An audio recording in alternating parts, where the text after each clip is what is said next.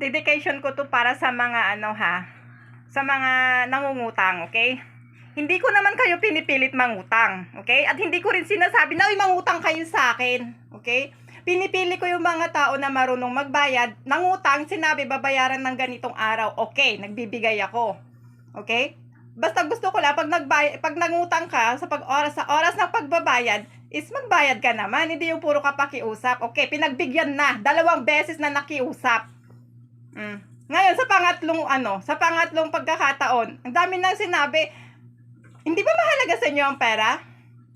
Nagkasakit ang anak ko, ilang araw nagkasakit anak ko. Gumastos ako sa mga gamot niya. Okay, kailangan ko yung pera para yung pambili kaming bigas, ulam. Nag-aaral pa yung panganay ko.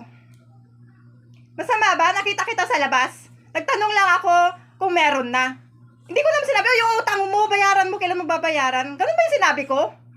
Sabi ko lang naman kung meron na.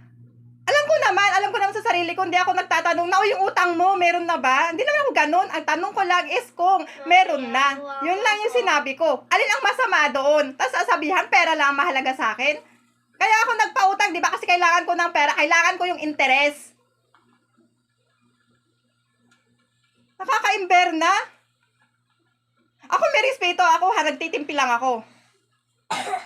Kaya kayo, huwag kayong mangungutang kung kapag siningi kayo, galit kayo, sasabihin nyo pera lang mahalaga sa tao. Aba, ako pa nga hindi marunong makisama. Kaloka ha.